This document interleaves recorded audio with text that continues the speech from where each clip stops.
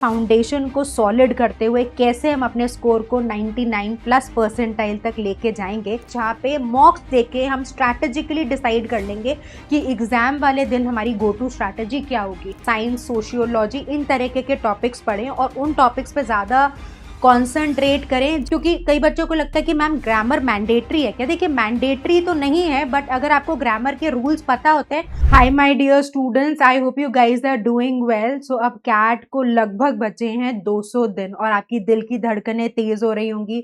आप में से बहुत से ऐसे स्टूडेंट्स हो सकते हैं जिन्होंने अभी अपनी प्रेपरेशन को बिगिन किया हो। तो फिर कैसे अपनी प्रेपरेशन को राइटली स्ट्रैटेजाइज करना है, वो इस डिटेल वीडियो में हम समझने की कोशिश करेंगे, where we will work on a solid foundation, जहाँ पे आपको absolute conceptual clarity हो, रीडिंग की strong habit हो। तो सबसे पहले फाउंडेशन को सॉलिड करते हुए कैसे हम अपने स्कोर को 99 प्लस परसेंटाइल तक लेके जाएंगे, इस वीडियो में डिस्कस करते हैं। Let's get started. My name is Juhi Narula. So when we talk about the first thing, तो हम एक बार स्ट्रक्चरली इन सारे प्रेपरेशन फेजेस को डिस्ट्रीब्यूट कर लेते हैं। तो देखिए, जो आपका पहला फेज ऑफ प्रेपरेशन है, जो अगर आज आप डे 0 मान रहे हैं, तो कल डे 1, यानी कि जिस भी दिन आप वीडियो में देख रहे हैं, या तो वो वाला दिन या उससे नेक्स्ट डे से 50 दिन को काउंट करिए, जहां पे आपका बेसिक गोल होगा to develop solid reading foundation but basic RC skills, right. तो देखिए, रीडिंग कॉम्प्रिहेंशन के क्वेश्चन सॉल्व करना सेकेंडरी टास्क है। सबसे पहले हमारे आरसीज की जो कंडीशन रिक्वायर्ड है वो ये है कि आप कंफर्टेबल हो रीडिंग में, आपको कोई नई इंफॉर्मेशन का टेक्स्ट आप पढ़ रहे हैं तो आपके लिए इंटिमिडेटिंग ना हो।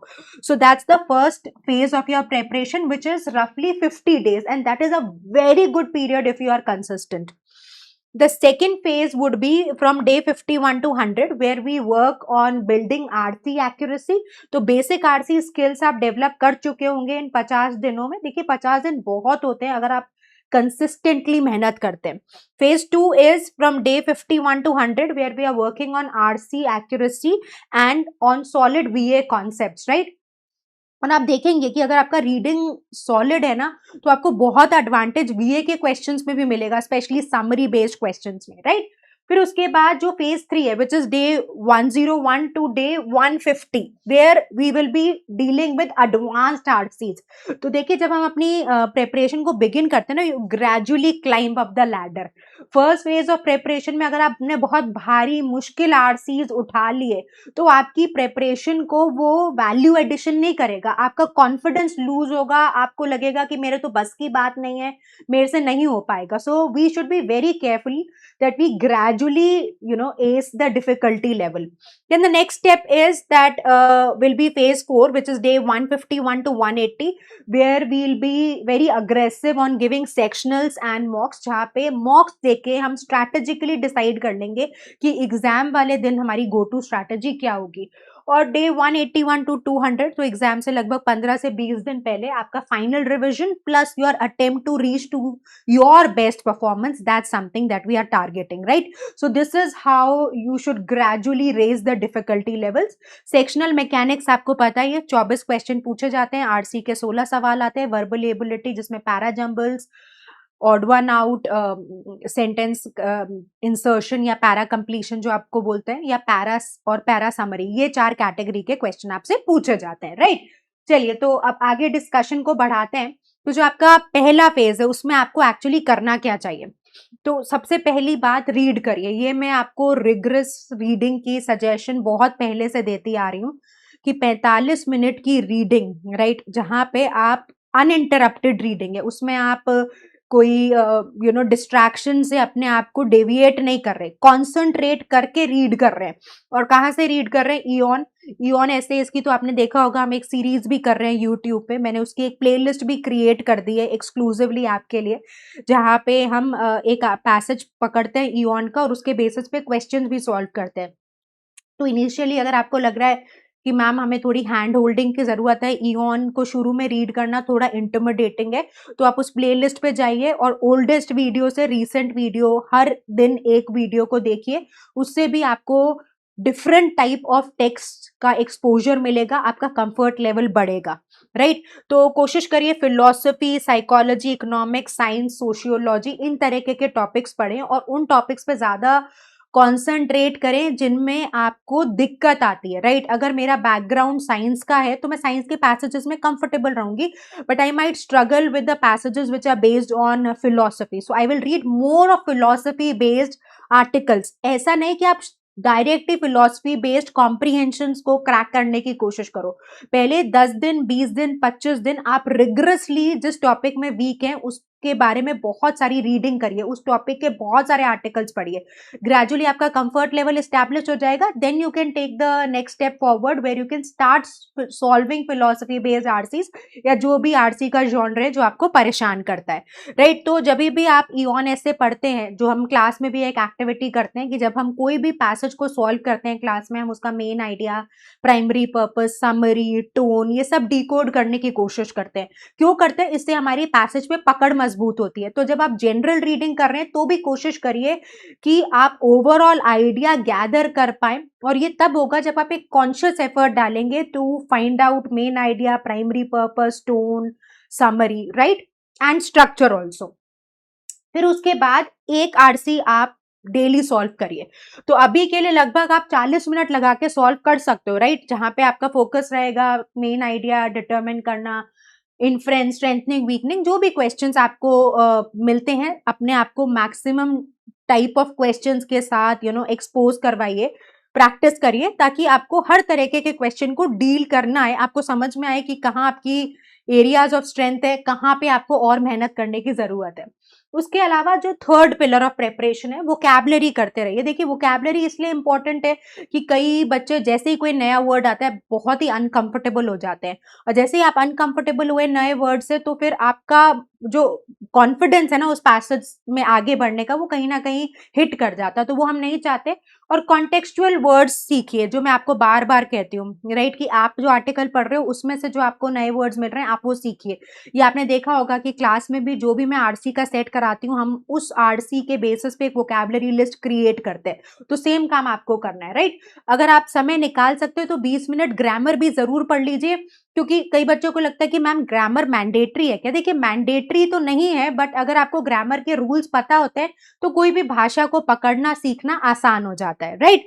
चलिए तो आगे बढ़ते हैं। अच्छा, ये मैं आपके लिए एक माइलस्टोन दे रही हूँ, ये आप जरूर इसको अचीव करने की कोशिश करिएगा कि डे 50 माइलस्टोन, यहाँ पर आपके 50 आरसीज कंप्लीट हो जाने चाहिए, which is 1 RC every day. It's not a huge task, it is not at all intimidating, बहुत डुएबल टास्क है। और कोशिश करिए लगभग लगभग 300 आर्टिकल्स आप पढ़ लें। ये आपको सुनने में थोड़ा डिफिकल्ट लगेगा, बट दिन के 3 आर्टिकल्स हम टारगेट कर रहे हैं। अगर आपके पास समय नहीं है तो आप कोशिश करिए एटलीस्ट 100 तो कंप्लीट कर लें, राइट। चलिए next if we talk about कि देखिए अब जो आपका सेकंड फेज ऑफ प्रेपरेशन आता है, इसमें आपको जितने टाइप के क्वेश्चंस है उसमें आप कंफर्टेबल हो जाना है, क्योंकि आपने अपने आप को हर टाइप के क्वेश्चंस का एक्सपोजर दे दिया है, right. So now our idea should be to work more on precision. अभी तक आप चिंता मत करिए एक्यूरेसी की, अभी आप क्वेश्चन सॉल्व करिए, रीडिंग करिए, अपने आप को स्ट्रेंथन करिए, कॉन्सेप्चुअल क्लैरिटी के लिए काम करिए।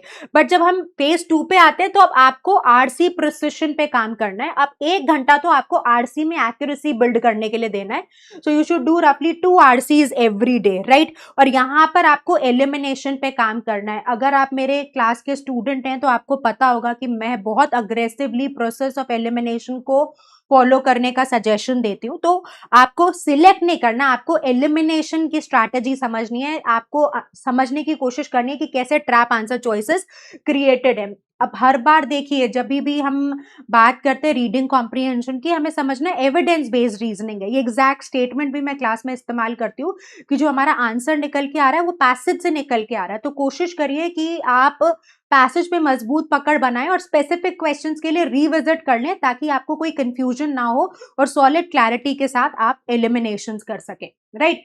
अब बीए का आपको डीकंस्ट्रक्शन करना है, तो आप यहाँ पर देखिए कि para jumbles, odd one out, para summary में आपको क्वेश्चंस डिस्ट्रीब्यूट करना है। तो 15 क्वेश्चंस एवरी डे कर लीजिए यहाँ पर, राइट। और जब आपको लगे कि मैं कंफर्टेबल हो गई हूँ para jumbles odd one out से, तो इनको कंबाइन करके इनके 5 क्वेश्चंस कर लीजिए और पैरा कंप्लीशन का भी फ्रंट ओपन कर लीजिए, राइट। बट क्योंकि आप लोगों को बहुत ज्यादा डर पैरा जंबल से लगता है, तो इसलिए आपको कहा है कि एक्सटेंसिव प्रैक्टिस इन डोमेन्स की करना जरूरी है, राइट। अब यहाँ पे हमने एक नया डोमेन इंसर्ट कर दिया कि आप जब फेज 2 पे पहुंच रहे हैं तो आप एक सेक्शनल टेस्ट, राइट, 40 मिनट्स का हर संडे को जरूर दीजिए, राइट। क्योंकि अब हमें अपने आप को तैयार करना है एग्जाम के लिए। तो हम शुरुआत में पूरा मॉक लेंगे तो हम घबरा जाएंगे, हमें डर लगेगा। सेक्शनल्स की जर्नी आप फेज 2 में बिगिन कर दीजिए। Every Sunday do a sectional test, right. चलिए आगे बढ़ते हैं। The next phase is third phase of preparation. अब यहाँ पे हमें हाई डिफिकल्टी लेवल के क्वेश्चंस तक पहुंचना है, राइट। देखिए हम बहुत सिस्टमैटिकली लॉजिकली अपने लिए गोल्स असाइन कर रहे हैं। तो यहाँ पर we have to come to very advanced questions, topics that trouble us the most, right. तो यहां पर कोशिश करिए 3 आरसीज और 20 वीए के क्वेश्चंस तक तो आप पहुंचे, क्योंकि देखिए आप समय कम रह रहा है तो अभी आपको प्रेशर लेना पड़ेगा। और बीए आरसी अगर आपकी दुखती रग है तो आपको थोड़ी ज्यादा मेहनत करनी पड़ेगी, राइट। तो आप जो पैसेजेस पिक करेंगे वो एब्स्ट्रैक्ट फिलोसफी के, literary criticism is very popular in CAT, economic science based RCs करिए, राइट। तो लगभग आप 90 मिनट्स आरसी को, 45 मिनट्स वर्बल एबिलिटी को दीजिए डेडिकेटेड तरीके से। And the next important thing is कि यहाँ पर आपके पास एक एरर लॉग बनना शुरू हो जाना चाहिए। मतलब अगर आपको लगता है कि मैम मेरे से एक्यूरेसी नहीं इंप्रूव हो रही है, या मैं कैसे अपने स्कोर को पुश करूं, मेरा स्कोर स्टैग्नेंट हो रहा है, हर आरसी में मेरे 4 में से 3 सवाल ही सही हो रहे हैं या 2 ही सवाल सही हो रहे हैं, तो उस केस में मैं आपको जरूर सजेस्ट करूंगी कि एक सॉलिड एरर लॉग आपके पास होना चाहिए। एरर लॉग पे दिमाग लगाइए, समय दीजिए, उसको 20 मिनट दीजिए, राइट।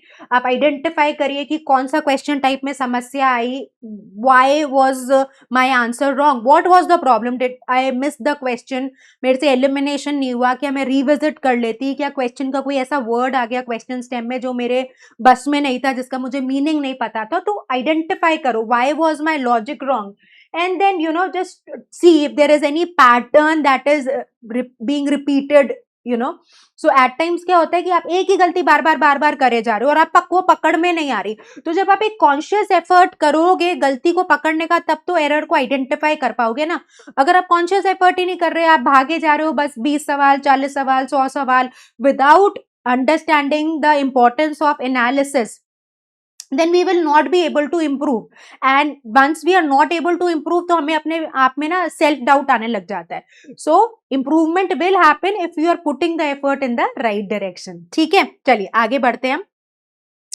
तो जैसा मैं आपको कह रही थी कि जो आपका फोर्थ फेज ऑफ प्रेपरेशन होगा ना, वहां पे आपको समझना है कि टेस्टिंग वॉल्यूम आपकी मे बी 2 फुल वीएआरसी सेक्शनल्स और 1 फुल कैट मॉक रह सकती है 151 से 180th डे तक, राइट। तो आपको डीप डाइव करना है 2 आवर्स पर मॉक। ये सुनने में भारी लगता है ना कि मैम 2 घंटे क्या एनालिसिस करेंगे।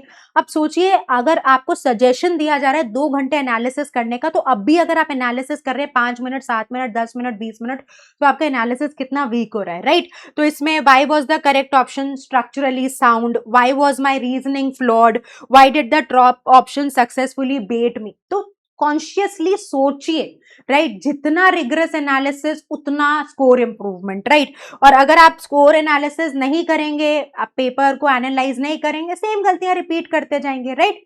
नेक्स्ट इंपॉर्टेंट थिंग इज कि भाई जब हमारा फाइनल 20 डेज बचते हैं तो एक दिन आपको अपने आप को टेस्ट करना है और अगले दिन हीलिंग फेज, मतलब आपको आइडेंटिफाई करना है समस्या कहाँ थी और उस एस्पेक्ट पे काम कर लेना है, right. So error revision focus strictly on weak areas. ये ऑल्टरनेट डे, एक दिन पढ़ाई करिए, अगले दिन एनालाइज करिए, वीक एरिया पे काम करिए, राइट। सो ताकि आप अपनी प्रेपरेशन को ऑप्टिमाइज कर पाए। सो आप रीडिंग कॉम्प्रिहेंशन में कोशिश करिए टोन, इन्फ्रेंस, मेन आइडिया के क्वेश्चंस पे फोकस करने की, राइट। और वीए में para summary, para jumbles, odd one out, इसमें तो खैर चारों ही टॉपिक्स इंपॉर्टेंट है, तो यहाँ पर ध्यान दीजिए, right. So no new concepts, optimise existing knowledge for speed and accuracy. Last के टाइम पे आप सोचें कि मैं कोई नया कॉन्सेप्ट सीख लूं, कोई नई स्ट्रैटेजी सीख लूं, कोई नया तरीका अप्लाई करके देख लूं, that is not the right time, right. यहाँ पे तो जो आपने सीखा है उसको कंसोलिडेट करने की कोशिश करनी है। राइट। तो जैसा मैंने आपको कहा कि अगर आप डेली रिचुअल की बात करते हैं तो 60 minutes RC practice, 45 minutes general reading, right, 45 minutes वीए की प्रैक्टिस और एनालिसिस, वो जो ये 30 मिनट्स का एनालिसिस है ना, ये बहुत इंपॉर्टेंट है।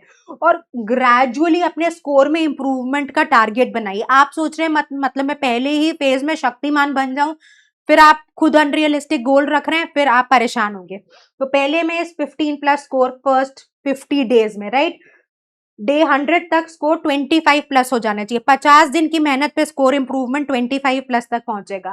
फिर डे 150 पे आपका स्कोर 35 प्लस होना चाहिए। फाइनल 20 दिन भी आप स्कोर को पुश कर सकते हैं अगर स्ट्रैटेजिकली चल रहे हैं। फिर 40 प्लस का स्कोर टारगेट कर लीजिए। That will easily put you in a very comfortable situation in the exam, right. तो अब आपको क्या देखना है, आपके लिए रिसोर्स किट क्या है, ये तो मैंने आपको डिजिटल रिसोर्सेज बताए, ईऑन, प्रोजेक्ट सिंडिकेट, स्मिथसोनियन, यहाँ से आप रीड करिए। उसके अलावा आप वोकैबुलरी के लिए वर्ड पावर मेड इजी कर सकते हैं। एक ये बुक है how to read better and faster, अगर समय मिले तो आप इस पे भी काम कर सकते हो, राइट। तो देखिए सक्सेस कैसे आती है, जब हम ईमानदारी से प्रयत्न करते हैं और हमारे जो प्रयास हैं वो सही दिशा में होते हैं।